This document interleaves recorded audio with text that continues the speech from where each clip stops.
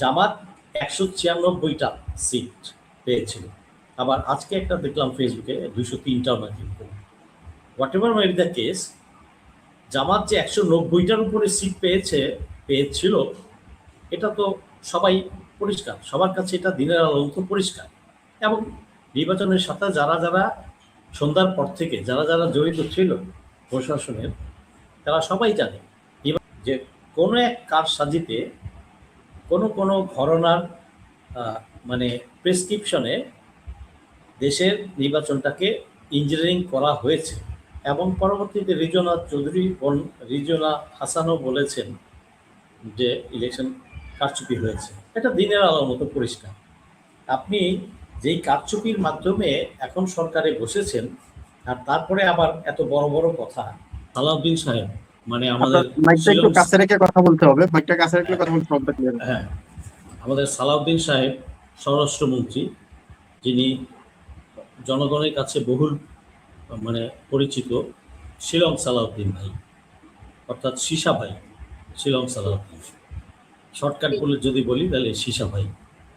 আমাদের এই সালাউদ্দিন সাহেব বলেছেন যে জামাত কেন স্বপ্ন দেখবে ক্ষমতায় যাওয়ার, এবং এটা না জায়েজ। তার আগে বলি, এই রাজনীতিবিদদের কথাবার্তায় একটু সতর্ক হওয়া উচিত। এটা বহুবার বলেছি, বহু প্রোগ্রামে। তো সালাউদ্দিন সাহেব তো এই দেশ থেকে ৯ বছর অ্যাবসেন্ট ছিলেন, এবং উনি কিভাবে ছিলেন, কোথায় ছিলেন, কেমনে গেলেন, আবার আসলেন কত তাড়াতাড়ি, এবং উনি কোনো মামলা করেন নাই। নাম কাওয়াস্তে হয়তো গুম কমিশনে একটা দিয়েছেন, আবেদন দিয়েছেন, বাট মামলা ফলো আপ করেন নাই ওনার এই গুমের ব্যাপারে। তো ওনার ব্যাপারে জনগণের প্রশ্ন কিন্তু রয়েই গেছে। তো ওনার এই সমস্ত ফালাফালি বা অর্বাচীন কথাবার্তা, এটা কিন্তু মানুষ পছন্দ করে না। এটা কি ওনার বোঝে আসে না, বা তার দলের লোকগুলা কিন্তু তাকে বোঝায় না, নাকি মন্ত্রীর চেয়ারে বসছেন মনে হবে যে আপনি খুব পাওয়ারফুল হয়ে গেছে। আপনার চেয়ে হাজার গুণ পাওয়ারফুল ছিল হাসিনা। সেই হাসিনাকেই তো জনগণ তুড়ি মেরে উড়িয়ে দিয়েছে আল্লাহর দয়ায়।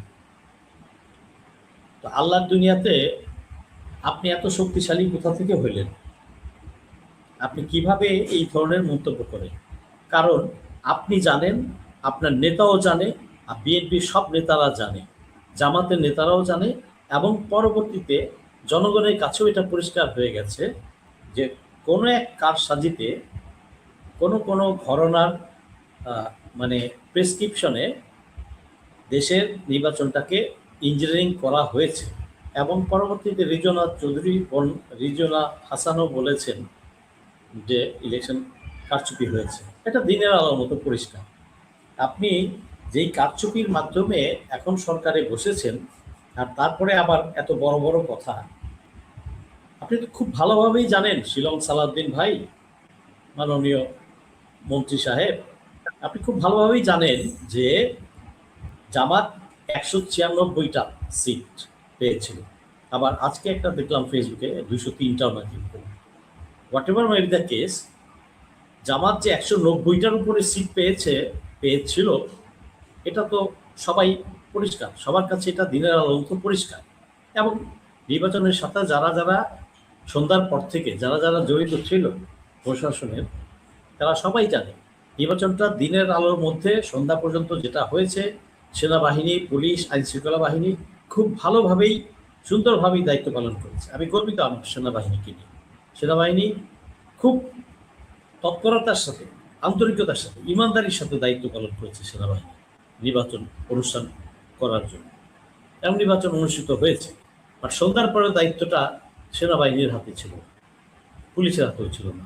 এটা চলে গেছে সিভিল প্রশাসন এবং নির্বাচনের সাথে যারা যারা জড়িত তাদের সাথে, এবং উপদেষ্টাদের কেউ কেউ এর সাথে জড়িত থাকতে পারে এবং আছে বলে এটা সবাই এখন বোঝে ছিল। এবং আরেকটা জিনিস বলে রাখি, এই নির্বাচনের ২ দিন বা ১ দিন আগে থেকে ডক্টর ইউনূসকে আমরা ব্লেম দেই, কিন্তু ডক্টর ইউনূসকে কিন্তু তার দপ্তরেই তাকে আইসোলেট করে রাখা হয়েছিল। সব খবরাখবর তাকে দেওয়া হতো না। এই যে কারচুপিটা হবে কার প্রেসক্রিপশনে, কোন কর্নারের প্রেসক্রিপশনে হয়েছে এবং কারা কারা এর সাথে সামিল ছিল, এটা যে হতে যাচ্ছে এটা ডক্টর ইউনূস জানতেনই না। কিন্তু পরবর্তীতে আমরা সোশ্যাল মিডিয়ার মাধ্যমে আমরা জেনেছি ডক্টর ইউনূসকে ডার্কে রাখা হয়েছে, তাকে কোনোভাবেই তথ্য দেওয়া হয়নি। উনি সন্ধ্যার সময় গিয়ে টের পেয়েছেন যখন আর ওনার কিছু করার ছিল। অতএব এই নির্বাচনের জন্য ডক্টর ইউনূসকে আমরা ব্লেম দিব, বাট নির্বাচনের সাথে যারা জড়িত ছিল তারা অবশ্যই এটার জন্য দোষী, নির্বাচন কমিশনও দোষী। আচ্ছা, এখন নির্বাচনের যে রেজাল্টটা হলো, এটা বিরোধী দল অর্থাৎ জামাত এনসিপি জোট মেনে নিয়েছে দেশের স্বার্থে, গণতন্ত্রের স্বার্থে, যাতে দেশে একটা স্টেবিলিটি আসে আর যেন একটা অস্থিতিশীলতা না থাকে দেশে। তো মেনে নিয়েছে, ভালো কথা, ফাইন। এখন আপনারা সংসদে যাবেন, সংসদে আপনারা শপথ গ্রহণও করেছেন।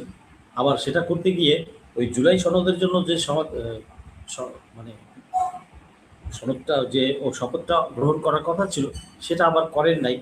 মানে গাং পার হইতে না হইতে ডোম শালা, মানে ইলেকশন হইলো, আপনি জনগণের রায়কে আপনি ভুলে গেলেন। জনগণ যে 69% রায় দিয়েছে হ্যাঁ ভোটের পক্ষে, এটা আপনি ভুলে গেলেন। মানে আপনি তো এখন জিতে গেছেন, এখন আপনি ভুলে গেছেন, ধরা কি সরাগে করছে, এটা তারা করেছে। অতএব কিভাবে বলে যে জামাত তো অলরেডি জিতে গিয়েছিল, সেই জামাতকে হারানো হয়েছে ইলেকশন ইঞ্জিনিয়ারিং করে, কারচুপি করে। এবং সোশ্যাল মিডিয়াতে অনেক ভোটের শিটের রেজাল্ট শিটের ইয়েও আসছে, ছবিও আসছে, কাটাছেনা বিভিন্ন জায়গায়। এটা আমরা জানি, সবাই জানে, একটা বাচ্চার ছেলেও জানে। এবং স্বয়ং তারেক রহমান যে সিটটা ঢাকা থেকে জিতে আসছেন, এখানে তো বিস্তর ফারাক ছিল, লাখের উপরে ডিফারেন্স ছিল, প্রায় 2 লাখ মনে ডিফারেন্স ছিল। তাহলে কি করেছেন না করেছেন জানেন না, জনাব তারেক রহমান সাহেবও জানেন।